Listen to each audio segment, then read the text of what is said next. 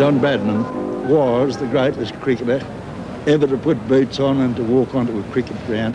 And I would play for ages merely hitting a golf ball, which I would throw against a brick tank stand, try to hit it on the rebound with a stump. And for fielding, I would throw it against the rounded rail of a paling fence, and depending on the accuracy of the throw, the ball would either come back fast and low or wide and high for a catch. But all of these things were done purely for pleasure and to fill in time, with no thought whatever that they might represent training for something more serious in the years ahead. The Don, his was the quickness of feet, his reflexes, his eye. He could play shots, you know, he was unnatural. Bradman's pull, his favourite stroke, as he will tell you, is one of those glorious feats of skill for which you wait in delighted anticipation and exult to witness. You can't tell the youngsters today the attraction of this fellow. I mean, business used to stop in the town when Bradman was playing and likely to go in. All the offices closed, the shops closed. Everybody went up the cricket ground to see a great batsman, and he was a great batsman.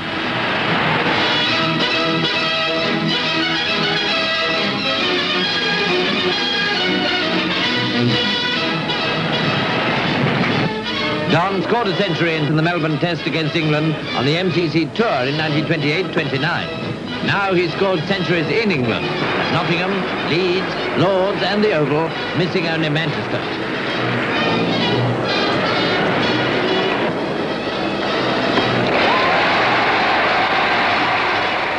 At the Oval Test match in 1930, when I was captain, when the wicket was very lively after some rain, Don Bradman showed signs of disliking the short ball intensely and tended to keep away from Larwood, who was very, very fast.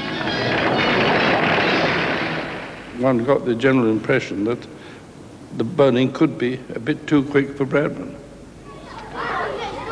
Well, the first thing I knew about Harold Larwood was we went to the same school at Nunkagate. And of course there was the famous recreation ground at Nunkagate where we all started. My father saw him playing on the recreation ground, brought him down here. And of course it became history. And I remember my father saying when he came down that Harold in those days was very slim and very pale through working down the mines. And the committee said to my father, "What have you got us, Joe?" And he said, "A fast bowler." They laughed, but they didn't laugh long, because he was really fast. He was quick. And I was a coal miner on the Monday. I went in Liberty on the Tuesday, and I was a professional cricketer on the Wednesday at 32 shillings a week. And that was in 1925, my first match for Notts. And halfway through the season in 1926, I'm playing against Australia.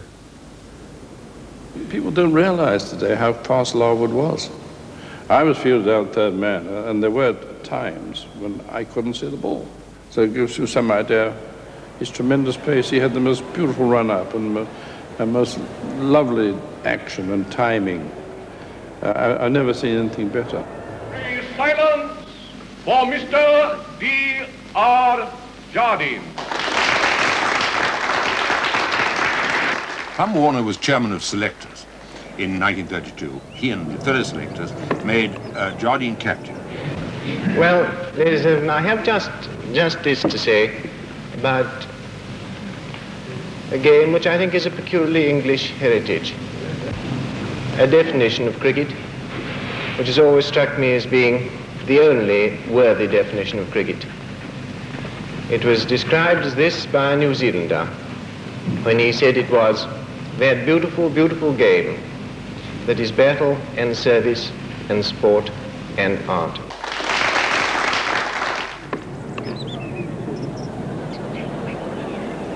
A lot of people felt when Douglas Jardine was appointed that he was an absolutely implacable man. They feared that there might be trouble because he hadn't got on well with the Australians when he had gone with Percy Chapman's side in 28-9, and he didn't like them much, and they didn't like him much. And Rockley Wilson, who had been to Australia just before as a member of the MCC side, who was his coach and master at Winchester, spoke with a rather strange way of fingering his tie. And he said, well, he said, on hearing that he was to be captain, he said, we shall win the Ashes, but we may lose a Dominion. There was a famous dinner, wasn't there, before that tour at the Piccadilly Hotel. That would be between your Notts captain, Arthur Carr, your England captain, Douglas Jardine, yourself and Bill Bowes. Jardine, he was asking my old skipper, Mr. Carr, how many overs and how to get the best out of us and one thing or another. And I think he was on about attacking this leg stump, and could I do it, because he asked me if I could, if I was accurate enough to do this and persist in it. So I said, well, I'll give it a go. Now you see the position of the leg theory. The field is actually placed on the leg side, as the ordinary bowler bowling the off theory would have his field on the off side. The bowler's aim is to make the batsman play the ball into the net of fieldsmen trusted on his leg side, who are eagerly awaiting the chance of a catch.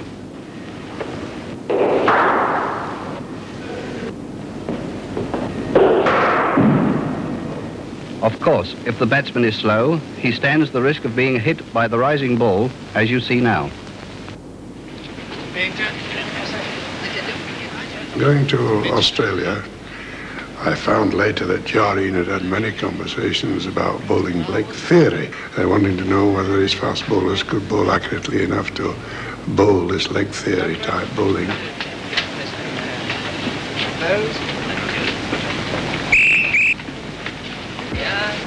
First whistle has just gone. We've had a wonderful send-off at St Pancras and all the way down the line. When we get to Australia, we shan't forget the good wishes of those who've been kind enough to come and see us off. And we hope that we will do as they hope we will do and return with the Ashes. And here's England. So spring to it, Kangaroos. We played at Adelaide against South Australia. I bowled a short one, and Vic Richardson pulled it for 4. So I turned to Jardine and I said, Skipper, can I have another man on the leg side? He says, no. So I thought, this is funny. So I bowled another bouncer deliberately again, and Vic Richardson hit it for 4. I said, Skipper, can I have another man on the leg side? He said, no. Well, I've never been used to this, so I bowled another one. He again, he probably hit it for 6. I said, can I have a man on the leg side? He says, no. So that was the end of the over. The next over I started, and again I gave Vic Richardson another 4. I said, can I have a man on the leg side? He says, no. He says, but you can have another 4. I said, I don't want another 4, I just want 1. So you can't have one. Well, I bowled some more bouncers, and Jardine, in despair, I suppose, took me off. And I was cross, Jardine was cross, I think. And he said, I want to have a word with you. So I said, no, I want to have a word with you too, Skipper. So he said, we'll go back to the hotel together. And he said to me, he told me then that I'd got to do as I was told if I was going to play under him. I said, Skipper, I'll do as I'm told if I know what you're trying to do. So when I ask you for a man and you say, I can't have one, I said, oh, I've never played under that sort of captaincy before.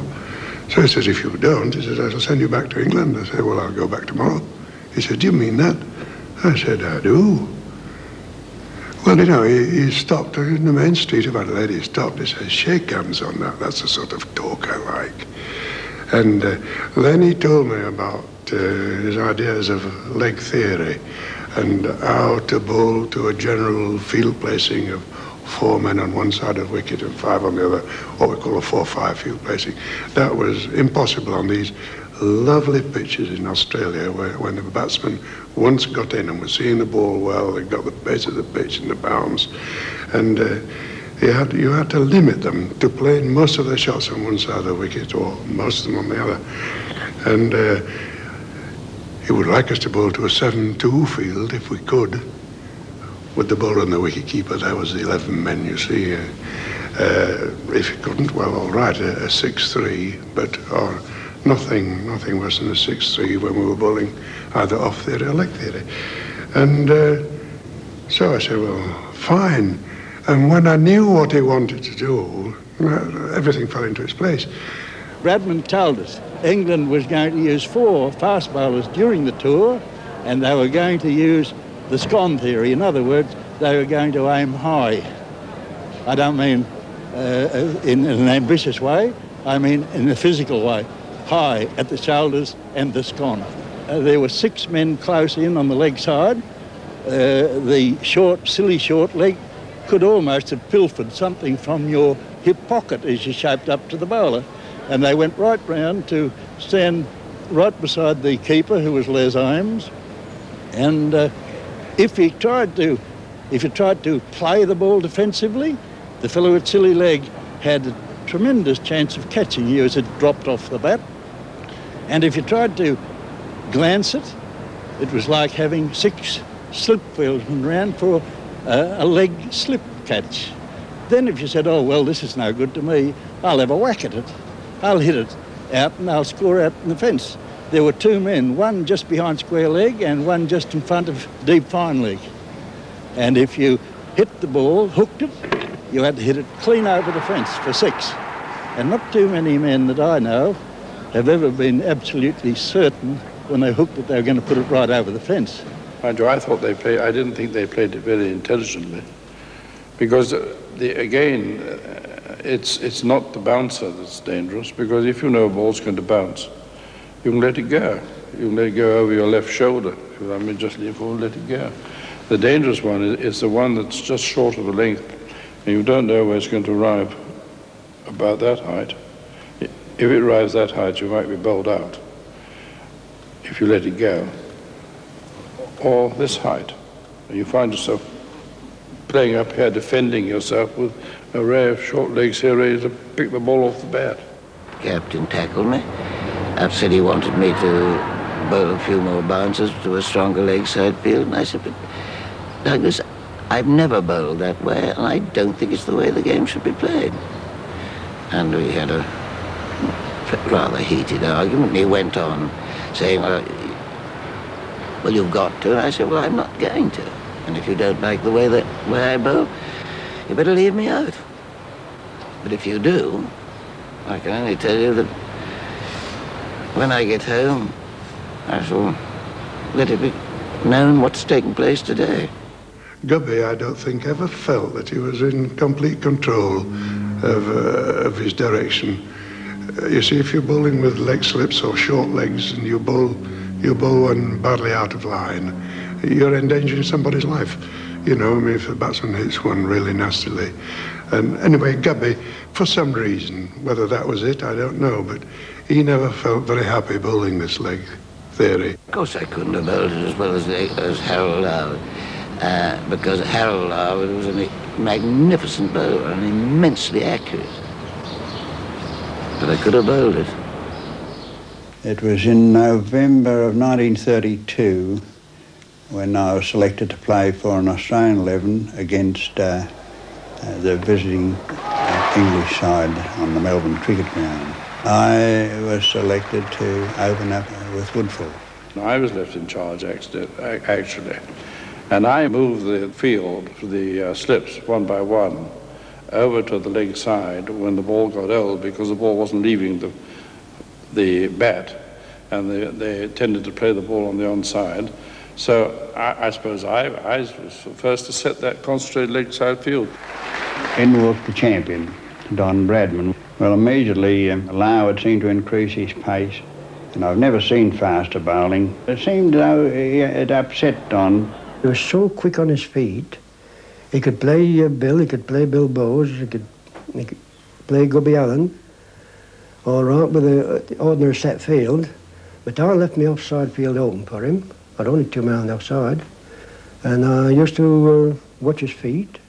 And if he backed back, I used to follow him a little bit. So sometimes if he'd have run into the wicket, it might have been that much down the leg side. But it was only to stop him, but we thought we'd carry on with it. We got him on the run. It was perfectly obvious that Bradman didn't like it. And I understand that he complained to the Board of Control about that field setting after that match. And I think from then on, the setting of the field and the short-pitched attack evolves.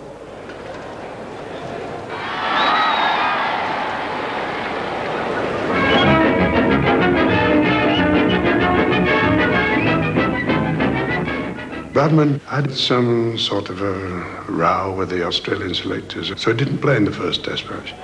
Sydney Cricket Ground, where all Australia seems to have foregathered to watch the first stage of the struggle for the Ashes. England come out to field, having lost the toss, and Woodfull and Ponsford open the innings for Australia. Bose bowls his leg theories to the disapproval of pavilion critics, if not of the whole subcontinent. Larwood sends down his expresses faster than ever, and none of the Australians find the way to deal with them, until Stan McCabe comes in for fourth wicket when 3 wickets have fallen for 82. My best friend, Stan McCabe, was then about 127 not out. He came out to point to meet me on my very slow walk to the wicket. He said, "Stand right up to him, Tiger. He won't bounce one at you because he'll only be wasting energy." And that sounded pretty good to me. I thought that's exactly the way I'd have looked at it too. I wouldn't have bowled one at number 10 or 11. So I stood up for the first one. I saw the little Philip. We used to refer to him, Larwood, as the little Philip. We also referred to Don Bradman as the little Philip. He came from the grey-blue distance. By the time he got up to me, I thought, God, he must be going on his holidays. And when he let fly, I felt the ball hit the middle of the bat before I was absolutely certain it left his hand. So I just looked down the wicket at Stan McCabe and shook my head. And he nodded and said, "Righto, mate." And O'Reilly bowled Bose for 4.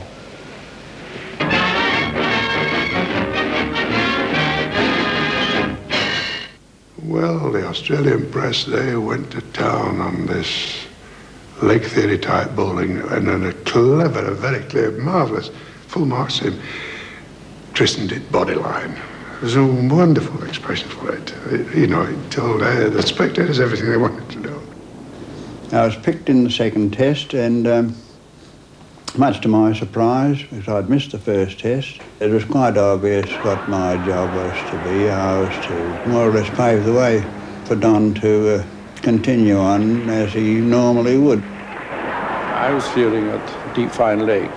The crowd are always inclined to back. Sometimes they're very rude. Occasionally they are humorous. Said to me, "Wait till our Don comes in. Wait till our Don comes in." Every time I went down to deep fine leg, they said to me, "Wait till our Don comes in." And our Don did come in fairly soon. And as soon as he came down the pavilion steps, they gave him the most wonderful ovation the whole way to the wicket, which roughly takes a minute and a half. Seems a long time. Seems even longer if you've got naught when you're walking back, too, I might add. And as soon as he arrived at the wicket and took guard, then there's complete silence just for a second. And then when he's looking round to preparing for the first ball to come, the crowd all start yelling and shouting again. Waiting for the cheering and the applause, everything to die down, I said to my mid-on, go up short for the first ball or two. So my mid-on went up short. When it was silent again, Bradman took his guard and I started to move in second time. And again, this cheering and everything broke out. Bradman turned away, I started to move. And I said to my final leg, for something to do, for nothing else, you see, come around square a bit more. And he moved around. And I saw Bradman look at this short leg. I saw him look at that. And I knew that Bradman expected a bouncer. And I thought, well, I wonder if I gave him all the impressions of a bouncer and didn't bowl one, what would happen? And for no other reason, I went and instead of digging it, I bowled it short of length. And instead of digging it in to make it bounce, I just let it go in a normal way. Well, Bradman turned. Had it been a bouncer, it would have been going yet. But I would have hit it out of the ground, I think. But as it was, it didn't bounce as high as he thought. And he was in this position for the ball. He turned round, hit down at it. He just got the faintest edge. He didn't. I don't think he deflected the ball above an inch, a couple of inches, and it bowled him out. Played on, if you like. I can remember the stunned silence of that huge crowd. And it was Jardine, he was a short leg.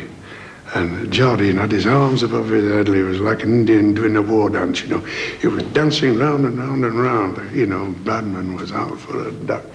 And there was this deadly silence in this great crowd until Bradman walked off. So I went back and there was absolute silence amongst that particular part of the crowd. I didn't say anything until about another 3 wickets had gone down. Then I said to them, I said, by the way, I said, when's your Don coming in, you see? In the second innings, he played probably one of the great innings that we've ever seen against the bodyline attack. Who is it that all Australia raves about? Who has won our very highest praise?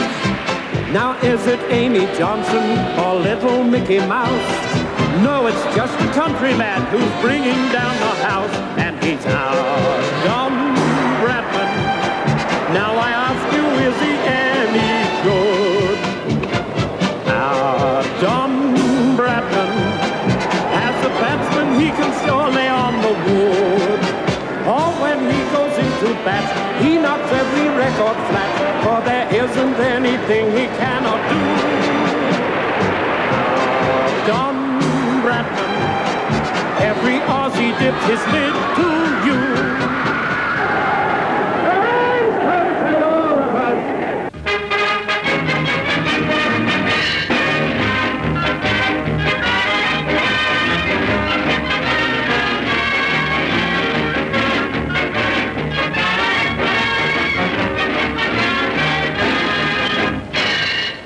It was a tightly packed ground that saw England take the field for Australia's first innings at Adelaide after having put 341 runs on the board themselves. Fingleton partners Woodfull to the wicket, who opens the scoring. I remember that day very, very clearly. I was only a young lad, I was 12, but I was a very keen cricket follower. We knew there was a great fast bowler from the previous matches. The first impression and the main impression was that you just could not see the ball. Those fast bowlers like that, you would normally be able to follow the ball down the pitch. With Larwood, it was just so fast you couldn't see it. There is an early shock for Australia when Woodfull was unfortunately struck on the heart by a ball from Larwood which got up. I hit Billy Woodfull under the heart, and he was crouching. If he'd have stood erect, he wouldn't have hit him on it, and probably top of his thigh, but he was crouched. It was the last ball of Larwood, a second over, but he's bowling to the ordinary field. Then Larwood came back with the new ball again, and immediately Jardine, before the first ball was bowled, he switched the field over to the leg side. Well, that's when the American commenced in earnest. The objection was he was bowling orthodox field at the time, and as soon as he hit Woodfull, he swung to the leg side field, and that's what riled the crowd.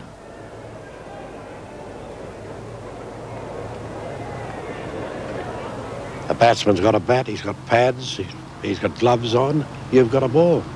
He hits you for four, everybody claps and cheers and says, what a mug you are. If you hit him, there be. I mean, it's part of a fast bowler's trade to give him a few in the ribs occasionally to keep him honest.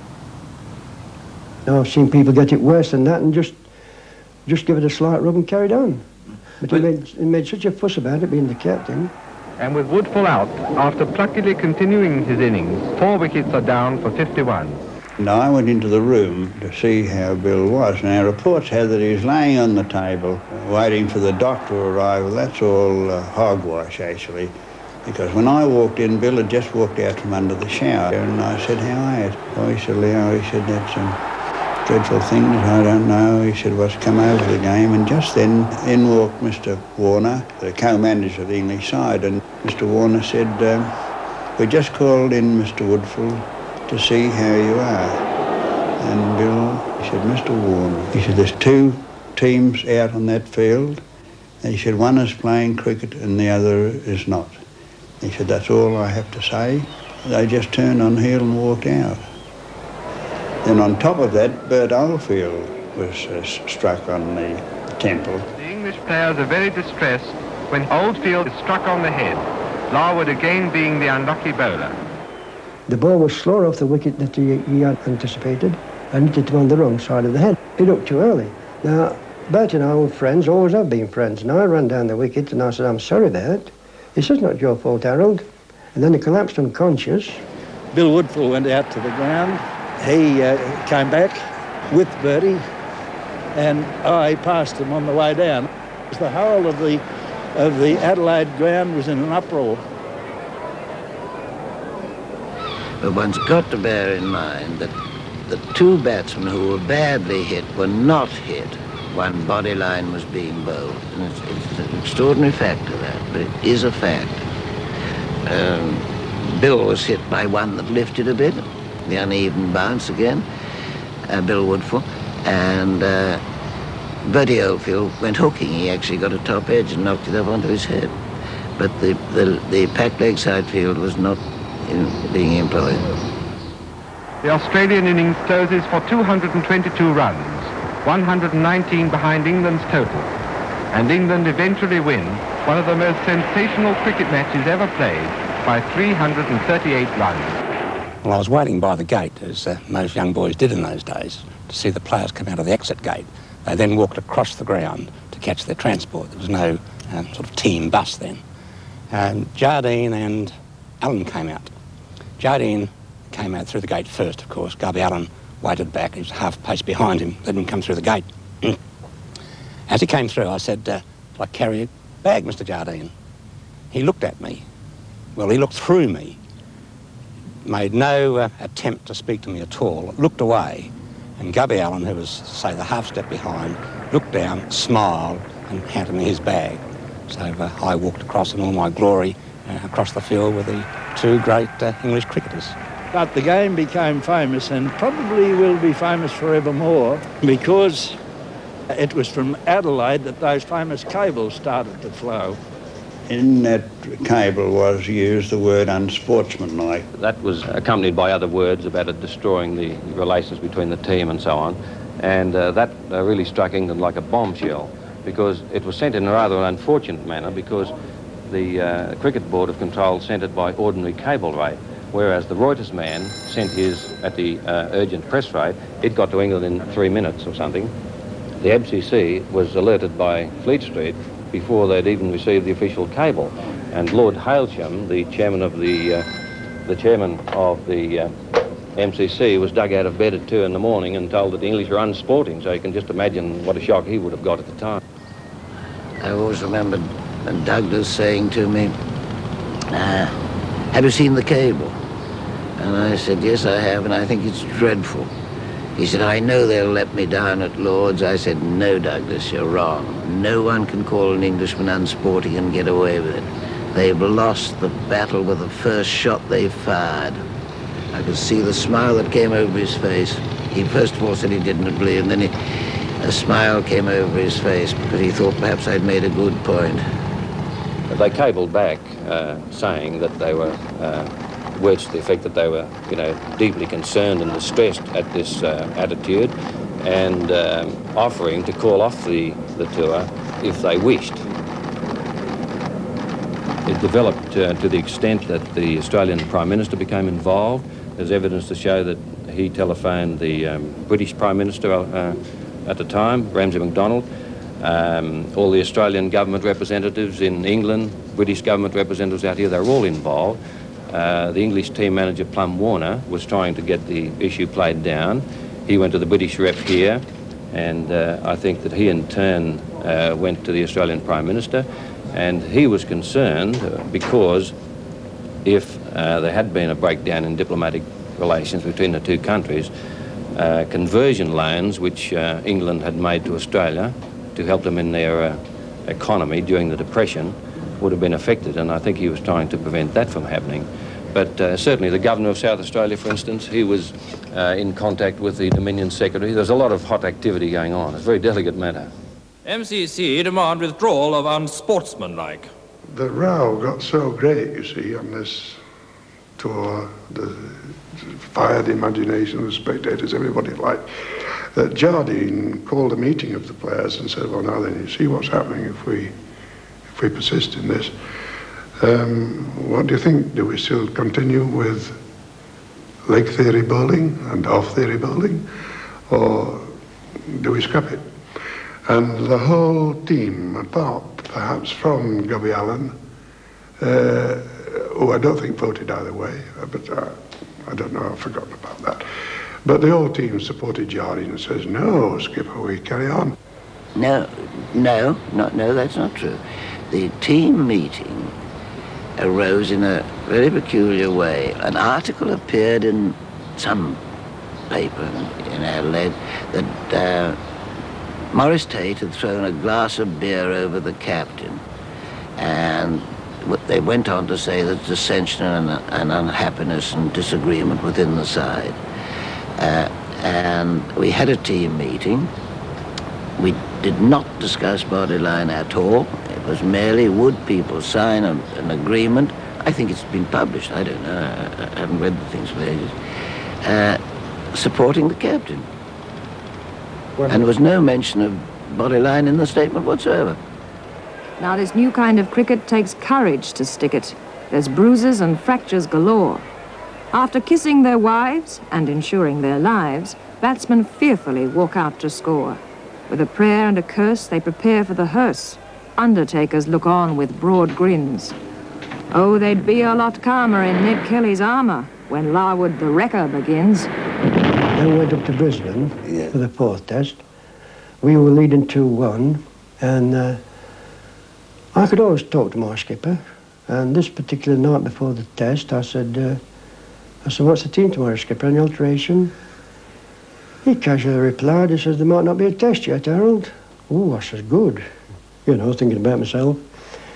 So he said, no, so I've got to sit here.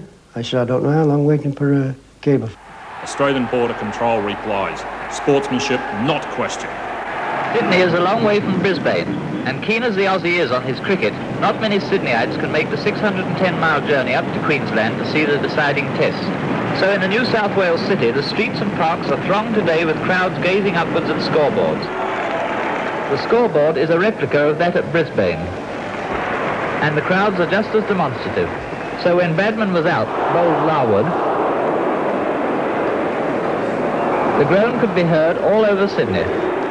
And if the crowds were disappointed to see Australia routed, it did not hinder the expression of their natural exuberance according to the best sporting traditions.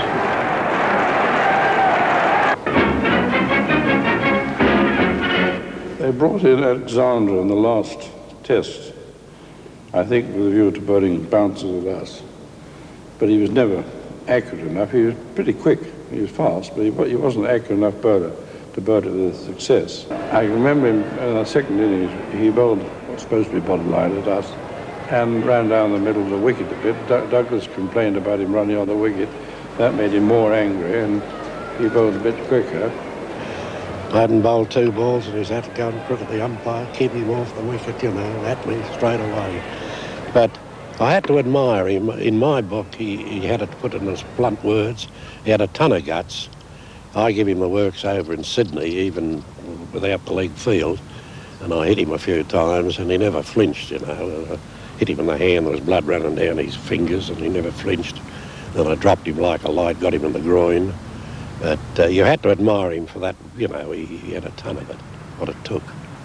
And he was pretty ruthless and he was just determined to win the Ashes and that was it.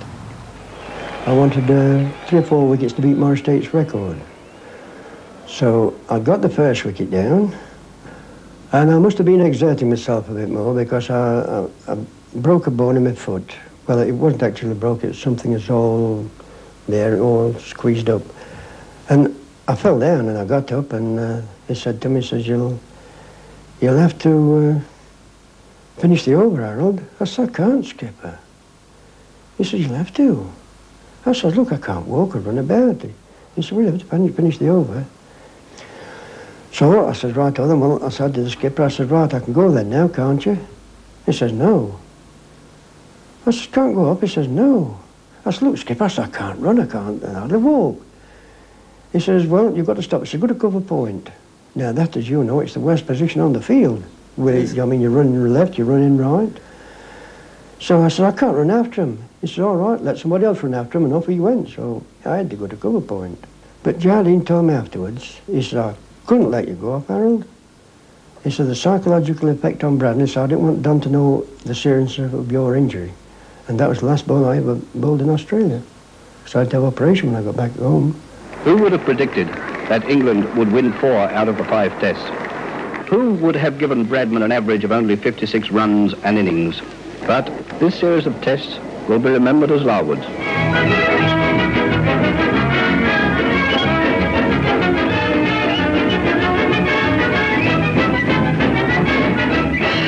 I feel that I'm here under rather false pretenses. No. Because in order that I should have the very proud privilege of addressing you and presenting this very tangible mark of your honor to Harold and Bill. All the bands were out. Thousands of people to see them come to Nottingham. Oh, they were local heroes. Well, English heroes, because Larwood and Vose had, well, they won the series practically on their own bat. I want to say something about our skipper, Mr. Jardine.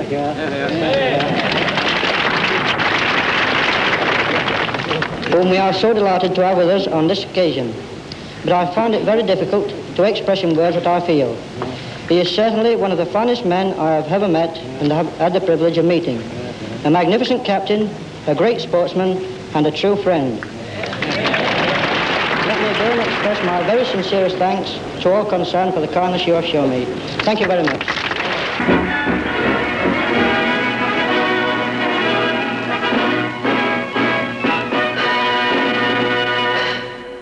You'd got back to England, Harold. You were asked by a certain gentleman to apologise for your bowling in Australia. Who was that? Can you tell me? It was Sir Julian Carn. He was the president of our club. He said, Lord, he says, I've got a letter here for you. He said, I want you to read it and think about it. He said, if you'll apologise to the MCC and to Australia, the probability will be you can go to Australia again next time. I said, I'm afraid I won't sign it, sir. He said, well, read the letter. So I read the letter. And I said, you want me to sign this? I said, yes. I said, well, sorry, I'm going to refuse. He said, will you show it your father and mother? Let them read it. And let me know tomorrow. So I said, yeah, I'll do that, but I know what they'll say.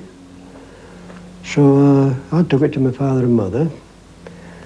Now, you can picture those, Fred, after when I was out here, all the palaver that was going on, what a state of mind they'd be in, wouldn't you? I mean, yes. Thinking about me.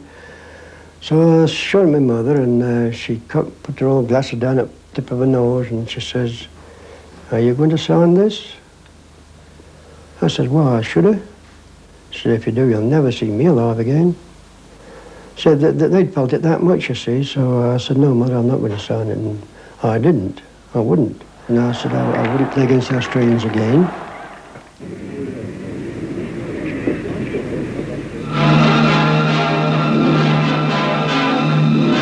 When the Orion recently berthed at Sydney, she brought a famous English cricketer back to Australia, Harold Larwood. With his wife and 5 daughters, he plans to settle in the country that once booed him whenever he bowled. He certainly had a wonderful action, hadn't he? I've no regrets, though, Fred. I think I made the best decision I've made in my life when we came out here, too. Everybody's settled down. We still love England. Still got all this talking about England. And yes. The heart's still there, but this is where my family is now. And do you wish you had ever apologised? No. No, nothing to apologise. Did you used to apologise to anybody when you hit them on the leg or anything? No.